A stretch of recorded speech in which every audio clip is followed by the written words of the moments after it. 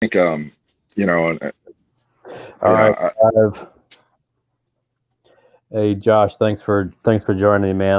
I appreciate it.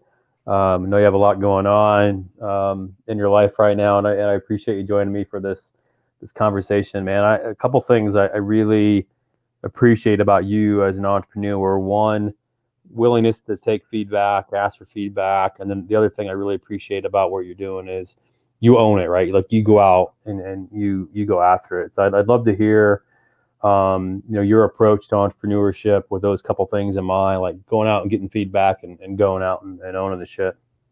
yeah. Hey, Luke, well, thanks again. This is a great opportunity. Thanks for having me here. Yeah. You know, I think what you're doing is brave. Um, I'll definitely be, I've been following you all this morning. I'll continue following through the day and into Cool. tomorrow and see how Luke is surviving. Hell yeah. Thank you. So, um, you know, we've talked about it quite a bit. I think Yeah. as an entrepreneur, um, nobody has a greater stake in your success than yourself. And I mean, honestly, I think that's life in general. Yeah. Um, I think that's the American way. And if you want to label the American dream, it's not about owning anything. It's about you own your future. I Mhm. mean, Yeah. I I'm not a doctor. I don't think I'm smart enough to be a doctor or patient enough. I hear you. But if I wanted to be a doctor, I could apply myself. I could find the resources and um, put in the work, right? Yeah. Um, I think a lot of entrepreneurs. I don't think there's one thing that you put a thumb on and say where they fail. But the Hmm. biggest pet peeve of mine, right, is for me, I've learned over time that Josh's way isn't always the right way. I'm not always the smartest guy in the room. Hmm. Um, certain subjects I might be, Yeah. but I'm never gonna act or say that I am, right. Yeah. Yeah. I've found that in everything you're most successful when you rely on open feedback, open criticism, man, especially when you're creating a business. I mean, Hmm. we've had this discussion a couple Yeah. times, Yeah. just recently. Yeah. um, I'll ping you with a question, and then we'll have open discussion on it, right? Yeah. Hey, we're going this way. You're like, well, looking at it, go this way, and then we kind of meet up in the middle. Yeah. It's an open discussion. Yeah. The biggest failure is if I keep going down this way, Hmm. right, and you never make that turn, and the cliff gets closer and closer. That's right. Uh, you know, um, Yeah. Yeah. again, nobody owns and nobody has a greater say in your success in anything, especially in entrepreneurship, than Hmm. yourself. Yeah. Yeah. I love it. That's a good way to summarize it. Your business, coastal element, apparel, but maybe a bigger thing is you're creating a brand. How did you come up with it? What's the story behind it? And how are things going? Yeah, so you know, I think we've had this idea, my wife and I, for 3 or 4 years since we moved here to Florida. We moved down here about 5 years ago from Virginia. We've always been very environmentally focused. Mhm. Very much believing that it's upon us to protect what we've been, fortunate and blessed with, right, from an environmental standpoint.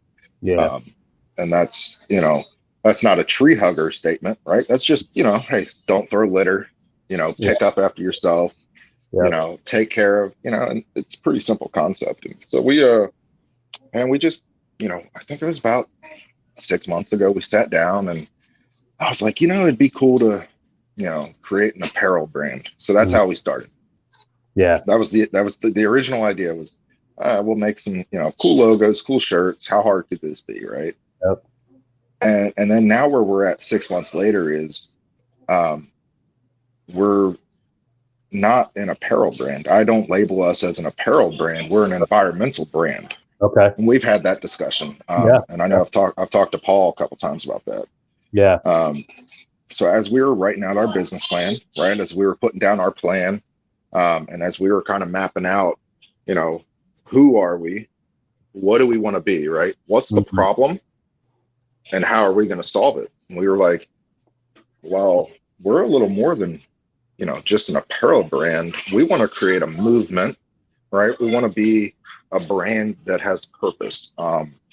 So we're still defining that. I think any business is continually redefining, not completely redefining themselves, Sure. but they're they're going to continually make sure that their business is fresh, right? So that their mission is still accurate to the needs. And so we're very much an environmental brand. And what I mean by that is our focus is, obviously right now we sell a product, Mm-hmm. right? Apparel. We're working on a couple other items, coastal themed, beach themed, but our focus is really on creating a impact on coastal environments, right? Coastal element. So the coastal environments are so critical, from the oceans to the marshes, right? And everything in between. So we're really focusing on how can we bring awareness to that. One thing we see here in Florida is tourism. Tourism is our biggest industry. Yeah. As great as the tourism is, it's equally damaging. And what I mean by that is, a simple trip to the beach, and we're picking up, beer cans, cigarette butts, tents, chairs. I mean, 6-foot holes in the sand. Yeah. But when you look at that problem, right, as a business, you always want to identify the problem. So let's just use that as an example here. Beach litter is a problem. Mm-hmm. Well, I'm the type of guy that says, I don't know. It might surprise people, but I'm like, give people the benefit of the doubt. A lot of people that don't live at the beach and aren't at the beach aren't aware that if you leave a hole in the sand, that the baby sea turtles can't get out to the ocean. Yeah. So I can't fault them for not. I mean, is it annoying? 100%. We'll go out there during turtle season and cover holes. But they don't know. They don't know. They haven't been educated. Nobody's out there engaging them where they're at. So that's really what's driving our business. Is we want to look at these problems that are impacting our coastal environments, and through raising awareness through apparel and some products, really bring awareness to preserving and conserving these critical environments. And so we'll do, we're going to line up here in the new year, some beach cleanups, some beach education activities. Yeah. We're working on some partnerships with some local organizations, some local nonprofits, right? Some sea turtle rescues, some of the marine life rescue organizations. And so we're going to take it upon ourselves to, really build that environmental brand, here. So. Yeah, I love that. And I'm extremely impressed about about a lot of that, but a couple things that I'm really impressed about is that when you are thinking about your company, you're thinking about what's the problem I'm going to solve and what's their identity. I'll tell you that most apparel related, and even a lot of consumer products, but apparel in general, it's really what can we create that's cool, and not that you're not creating cool shit, but where you started was, all right, what's the problem, and then how do we approach that problem in a meaningful way, and then also this whole concept of, all right, what's our identity? Who are we? But then also being open enough to understanding that might change a little bit, right? Like that's really impressive. Right. I'm curious to know what that process was like and what influenced that process of taking that time to really be intentional about what you're creating as a company, because that a lot of people miss that step, man. I don't know if you know that, but right. Oh yeah. that stuff. Passion. Yeah. I mean, not to be cliche about it, right, Luke? But for us, this business, right, is not a means for us to pay our bills. So, I still work a full-time job. Yeah. This is my wife's full-time job now. So she's really focused, and then of course after my job, right, my daily job. Now eventually we want to get to a point where I can separate, but that's not anytime soon. Yeah. So I say that because that's critical in any business, because there's a financial aspect, right? So, but but passion, man. If you don't have a passion for your business and for what that business is, my grandfather, I credit my grandfather with a lot in my life. My work ethic, well, him and my dad, you can't really beat either of those two. But my grandfather was an entrepreneur, and he was a plumber, so blue collar. He had a passion, and so again, you have to have a passion for what you do. You have to have a passion for your business. So for us, especially here, right, we're building an environmental brand, like you said. We want people to think that, you think of Nike, right? You think of shoes. They make shoes. Of course, now, you think of them, kneeling and whatever. We're not going to talk about that. We'll keep all that out of it. But, a brand, you have to have an identity. But that identity is worthless if the people steering that ship have no passion for it. Yeah. I mean, you can't really say much more, right? So for us, this is who we are, right? This is our whole family. I mean, my 6-year-old, my 9-year-old, my 12-year-old, my wife and I. This is like our passion. We see cigarette butts out in the sand, we pick them up. I mean, so for us, the easy answer is 100%. You have to have a passion for what your business is. When in your, if you can think back to like how entrepreneurship started for you, like what was the thing that happened, and do you remember, when and where and how, like you thought, shit, I'm an entrepreneur. I'm gonna go make some cool shit. Yeah. So when I was, honestly, probably when I was a kid, I learned pretty young. I would find any opportunity to go cut a lawn. Yep. And I saw, again, going back to, I controlled it, right? So if I went out there, and I provided the hustle, and I went out there and I stuck my neck out and I knocked on a door. Yeah. And I asked Miss Smith if I could cut her grass for $20. Yep. I provided Miss Smith didn't have to cut it. $20 wasn't, and I was like, oh, wow, I have $20. Yeah. I don't mind the hard work. I didn't know at the time I was going to be an entrepreneur or, whatever. But the next trigger was probably when I got out of the Army. It was kind of like, hey, what do I do? I decided to just transition and continue working for the government. But about six years later, our contract ended.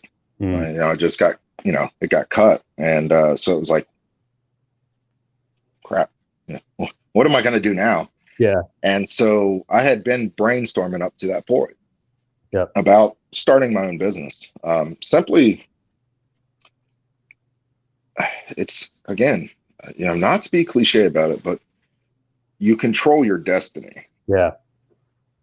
There's a lot to it now as an entrepreneur, and especially now, we've talked, right, is, I work a full-time job that I'm 100% dedicated to, and I have a passion for.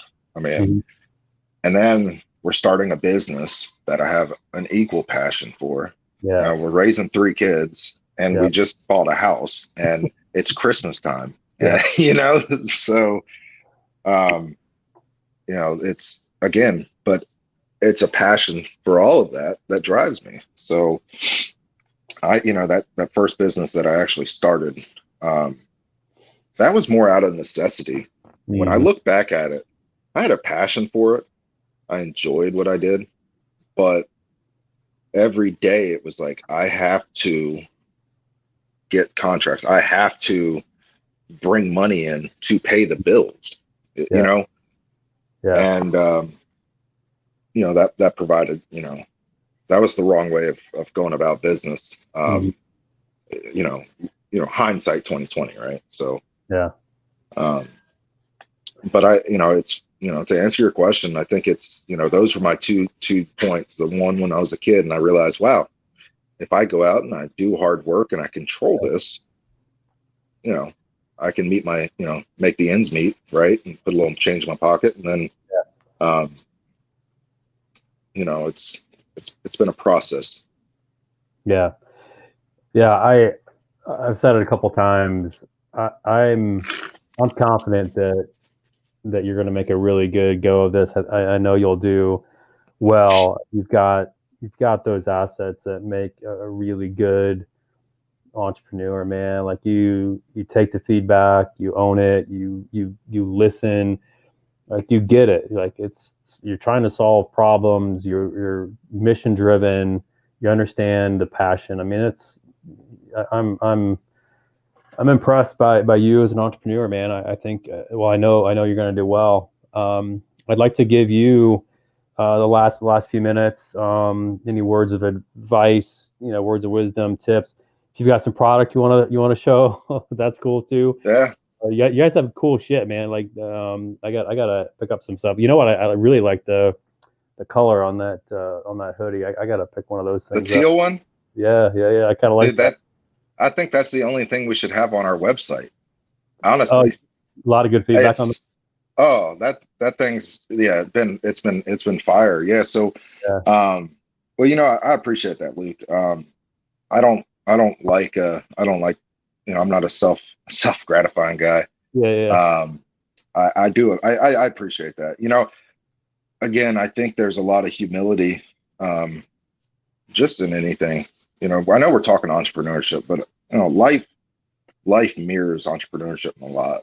I Mm, think, right? So you have to have a passion. If you don't yeah, have a passion, what are you waking up for in the morning, right? yeah, I mean, you know, you're not, you know. So you have to yeah, have a passion for everything you do. yeah, And you, again, you have to have an open mind. I mean, yeah, yeah, yeah, look, you know, you have a different background than me, right? yeah, So why would I not ask Luke and Bob and these five other people for yeah, their advice yep, when they're willing to give their advice? Like right, that's stupid and ignorant. Like I just yeah, don't get it. yeah, And why would I ask that advice and then just say, oh no, you know, never mind. Like yeah, I think that's stupid advice. yeah, yeah, Well, you're an idiot for asking it, because why would you ask the question if you already knew, right? yep, So, that's right. um, but yeah, so we've, you know, again, you know, we're working on a couple products. So I mean, we're new. So you know, we've spent the last 2 months kind of doing a soft launch, Okay, right? So it's been friends, family, and you know, and close connections, and yep, you know, kind of fine tuning, you know, what works, what doesn't work. yep, Um, because again, go back to, we're, you know, our identity at this point is the products, hmm, right? And if those products suck, if the quality's not good, yeah, you you have nothing. yeah, So, you know, so like, you know, this hat, there's nothing fancy to it, but you know, so you know, we've been working on a couple hats. You know, we've got the website up, and again, that's where probably most of my feedbacks come from with yeah, you, yeah, right, and yeah, Paul. yeah, um and for those that don't know, the Warrior Academy, if you're a veteran, you know, I can't say enough good things about the Warrior Academy. Now you have to put in the work. We just talked about that. Look, you know, it's not a handout. Look, like I'm into it, you know, and there's probably some other businesses that are into it, hoping to get done and get some financial opportunities. That's not me. I want to truly limit the number of people that have a, it's like the government, right? Like, I don't want to owe anybody. I don't want to owe the government. I don't want to owe Luke $100, because if Luke puts $100 in my company, Luke has a say in, but so the website is where we've taken a lot of feedback. I think I've changed it 4 or 5 times. And some of that's me learning, but some of that's the feedback and from Luke and Paul and my mother-in-law and my dad, and in a meeting I'll be like, hey, look at this website, what do you think, how's this work, and so we've changed a couple things on that. And then of course our apparel, we've changed a couple. I will tell you that Abigail, sorry, I'm gonna tell my daughter to go get that hoodie. Go get that teal hoodie. So that, it's funny you bring that up. I think that the only thing we should have on the website right now is that teal hoodie, or the teal or hoodie. This. So, and I need to put the hat on. So it's just simple. I like it. It's kind of my style. It's nice and simple, but so this soft hoodie, and I'll grab this teal hoodie. It's just been like, I told my wife, I'm like, we should just take everything else down. Like, it's winter time. And we're, one thing, again, if I were to fast forward a year from now, Luke, I think a small part of our business is going to be, if I were to fast forward and say, hey, we're in 5 years, right?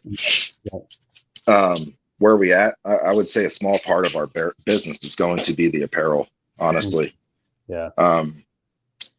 So again, and just use this opportunity, is we're building an environmental brand. So, part of everything we sell, right now we're working with the numbers, but we want a minimum 2% of everything, of all of our profit to go back to nonprofits that are working locally on the ground, right? Because we can't do it all.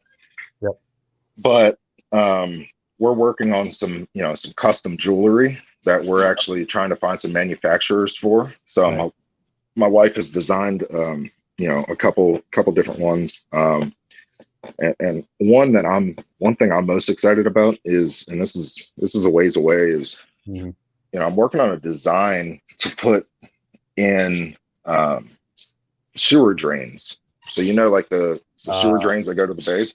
And I want to build a contraption, that goes in there and catches all the trash that goes. Nice. So if I were to fast forward, I would say, those are going to be the biggest pieces of our business. But again, you got to have a passion for what you do, and you have to kind of, it's like left brain, right brain. Left brain has to keep the business going. Right brain has to keep coming up with ideas and staying fresh. So this is the hoodie you're talking about. So people asked, why did we put 2020 on there? Because 2020 is such a year. So we had this idea, and really why we decided to start now instead of 2021 was simply because we wanted to remember 2020 for the positives and not the negatives. Hey, COVID happened. 10 years from now, I'm not even going to think COVID happened. I'm going to say that's when we started Coastal Element, right? So this is the hoodie that you're talking about, right? So, I mean, it's comfortable. So I bought one. I bought one for a friend of mine, and I said, hey, I'm gonna send you this hoodie. And because he had seen it, and it's in my closet. So I was like, I'm gonna pick one up, man. I that's all I wear, hoodies. So I'll grab one. I appreciate you jumping on today, man. It's a lot of fun. I I knew I liked you before. I knew I was impressed before, but man, you're doing stuff the right way. I fucking love it, man. Nice Yeah, work. man. Wish you all the best. Yeah, Let me, you know this, man. Let me know if I can help with anything. I'm sure we'll chat on Slack or somewhere, man. But I yeah, appreciate absolutely. it. Best of luck to everything you're doing, and we'll chat soon. Yeah, man. Hey, thanks, Luke. I appreciate it. Hey, good luck the rest of the day and tomorrow. Thanks, man. Thanks for the opportunity. Sure, I definitely appreciate I appreciate you and all that you do for us, man. So let me know if I can help you as well. yeah, So, for sure. Awesome, man. brother, have a good one.